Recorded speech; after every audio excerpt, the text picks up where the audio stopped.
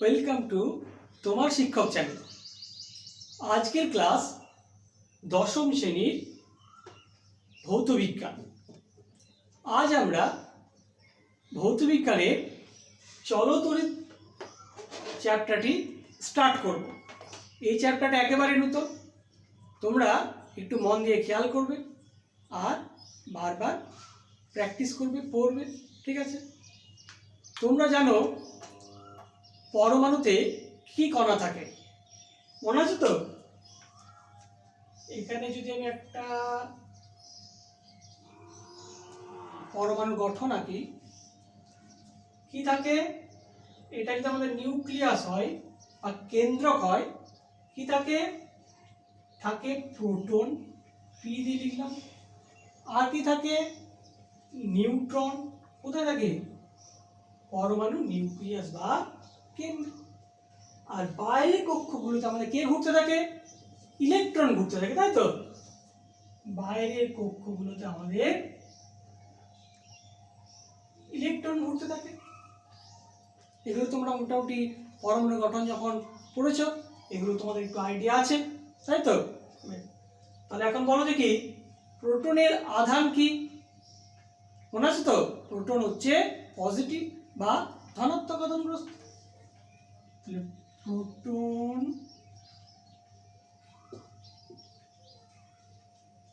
P দিয়ে লিখলাম। কেমন আধান? ধনাত্মক বা পজিটিভ। ইলেকট্রনে কেমন আধান?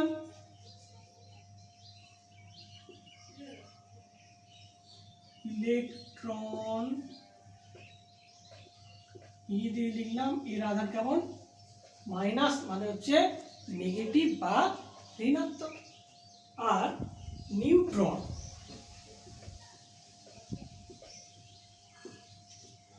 নিউট্রনকে আমরা কি দিয়ে লিখছি? এন দিয়ে লিখলাম। এ কিন্তু হচ্ছে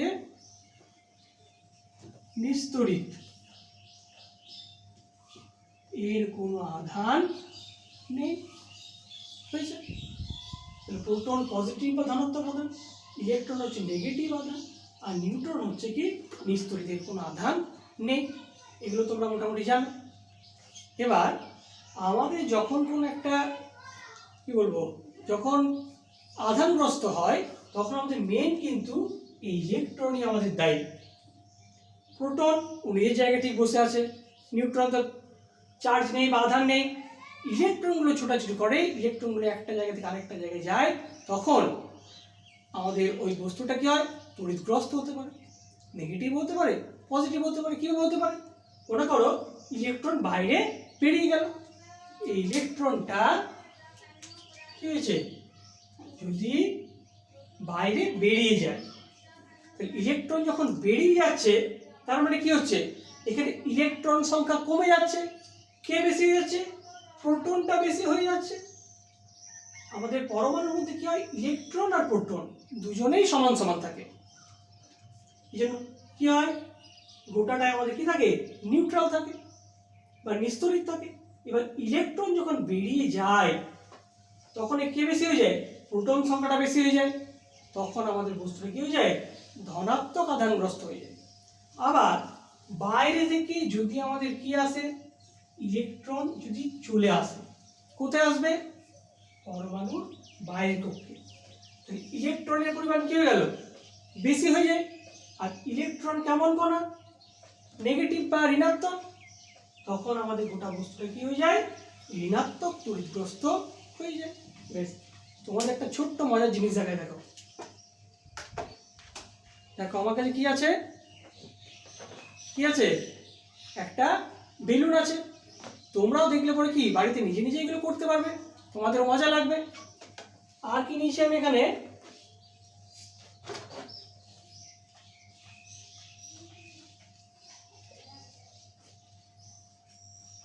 কি নিয়েছি দেখতে পাচ্ছ হাতে? কি আছে দেখতে পাচ্ছ?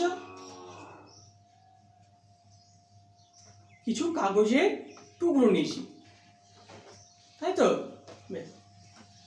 এরও কোনো চার্জ নেই বা আধান নেই, এরও কোনো চার্জ বা আধান নেই।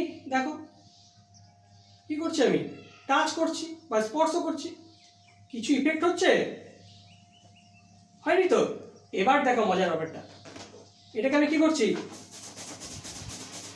চুলের মধ্যে ঘষছি, ঠিক আছে? এবার দেখো মজাটা কি হচ্ছে, কি হচ্ছে বুঝতে পারছো? কি হলো, কিছু কাগজ উপর থেকে বেলুনের গায়ে লাগতে চাইছে। আবার দেখো,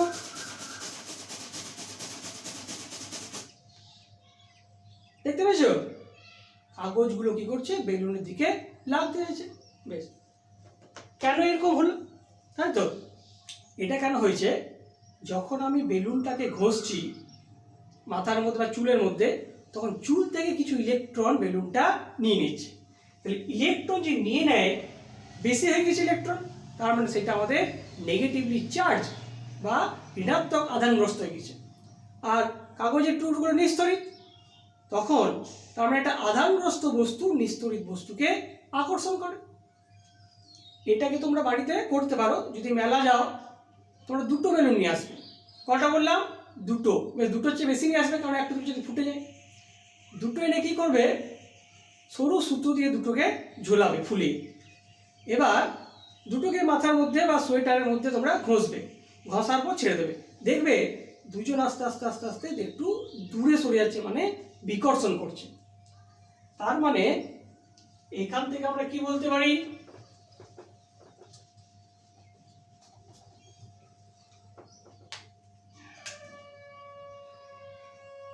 একটা পজিটিভ আধান আর একটা নেগেটিভ আধান, এরা পরস্পরকে কি করে, আকর্ষণ করে। আবার একটা নেগেটিভ একটা পজিটিভ, এক্ষেত্রেও কি আমাদের কি করে, আকর্ষণ করে।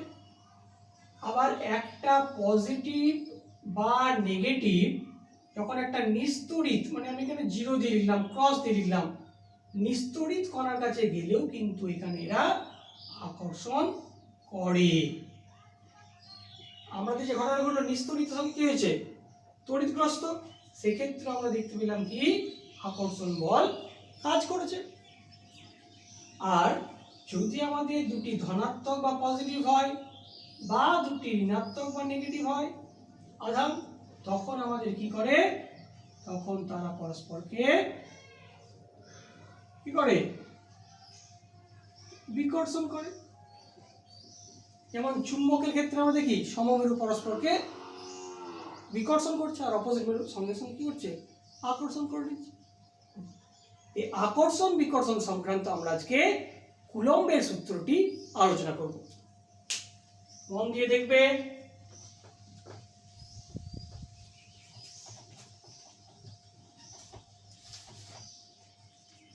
কি আলোচনা করবো আজকে আমরা,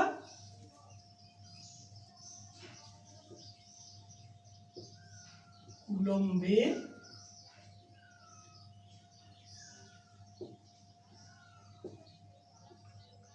সূত্র।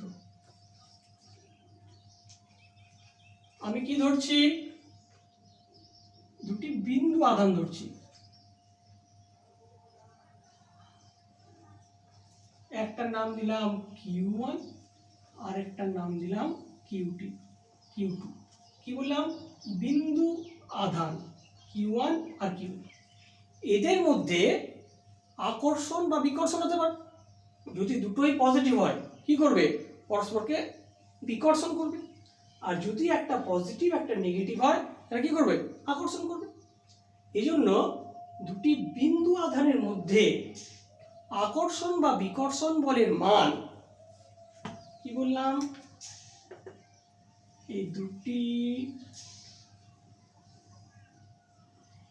বিন্দু আধানের মধ্যে আকর্ষণ বা বিকর্ষণ বল আমরা কি লিখলাম, F দিয়ে লিখলাম। এর মানটা কি হচ্ছে, আধান দুটির গুণফলের সঙ্গে সমানুপাতিক। এটা সমানুপাতিক Q1 Q2 হয়েছে, গুণফলের সমানুপাতিক। এবার দেখো এদের মধ্যে দূরত্ব যদি কি হয়, আর হয় দুটি আধান বা চার্জের মধ্যে, তাহলে এই আকর্ষণ বা বিকর্ষণ বলের মানটা কি হয়ে যায়, দূরত্বের বর্গের ব্যস্তানুপাতিক, বর্গ স্কয়ার ব্যস্তানুপাতিক 1 আছে। এবার দুটোকে যদি আমরা একসঙ্গে লিখি কি হবে, এফ সমানুপাতিক Q1 Q2 by r square, F varies as Q1 Q2 by r square. এবার তোমরা যখন ভেদের চ্যাপ্টারটা পড়েছো তোমরা কি জানো, এই সিম্বলটাকে তুলতে আমাদের কি লাগে, একটা ভেদ ধ্রুবক লাগে।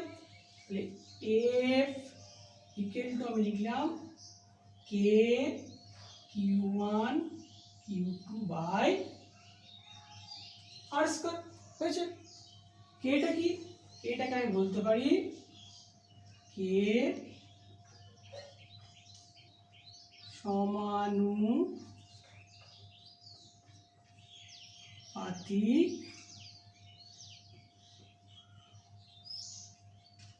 ধ্রুবক। এটা মাধ্যমের প্রকৃতির ওপর নির্ভর করে, কি বললাম, কে এর মানটা মাধ্যমের প্রকৃতির ওপর নির্ভর করে। বেশ, এই কে সম্পর্কে আমরা আবার পরে বিস্তারিত আলোচনা করব। আমাদের এখন মনে রাখতে হবে F equal to k Q1 Q2 by r square. এটা হচ্ছে কুলম্বের সূত্রের গাণিতিক রূপ হয়েছে। এতক্ষণ আমরা হয়েছে পর্যন্ত। বেশ, এবার দেখো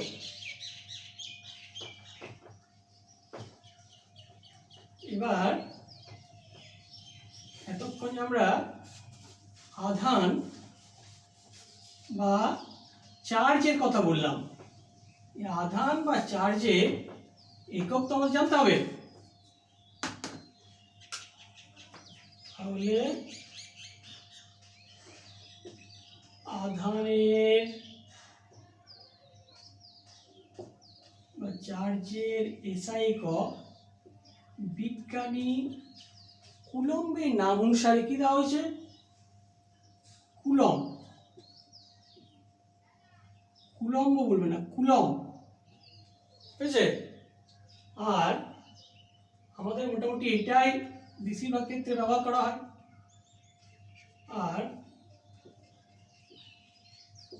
আধানের সিজিএস একক আমরা কি বলতে পারি, ইলেকট্রোস্ট্যাটিক ইউনিট, ইএসইউ। কি বললাম, ইলেকট্রোস্ট্যাটিক ইউনিট, ইএসইউ বা স্ট্যাট কুলম্ব, স্ট্যাট কুলম্ব, বুঝছে। এগুলো তোমরা কি করবে, এই চ্যাপ্টারটা তোমাদের একেবারে নতুন, প্রথম থেকে ভালোভাবে পড়বে, প্র্যাকটিস করবে। আর ভিডিওটি যদি ভালো লাগে অবশ্যই তোমরা লাইক করবে, কমেন্ট করবে, তোমরা জানাবে তোমাদের কোন কোন জায়গায় প্রবলেম হচ্ছে, তোমাদের নিউমেরিক্যাল কোনো প্রবলেম আছে কি না, তোমাদের এ সম্পর্কে কোনো কোশ্চেন আছে কি না। আর বন্ধুদেরকেও শেয়ার করবে, তাহলে সমস্ত বন্ধুদের কী হবে, হেল্প হবে। আর তোমরা অবশ্যই সাবস্ক্রিপশন করবে। এটা করলে কি হবে, নতুন যখন ভিডিও আমরা আপলোড করব সঙ্গে সঙ্গে তোমাদের মোবাইলে পৌঁছে যাবে। তোমরা বাড়িতে থেকো, ভালো থাকো, সুস্থ থাকবে। Good bye.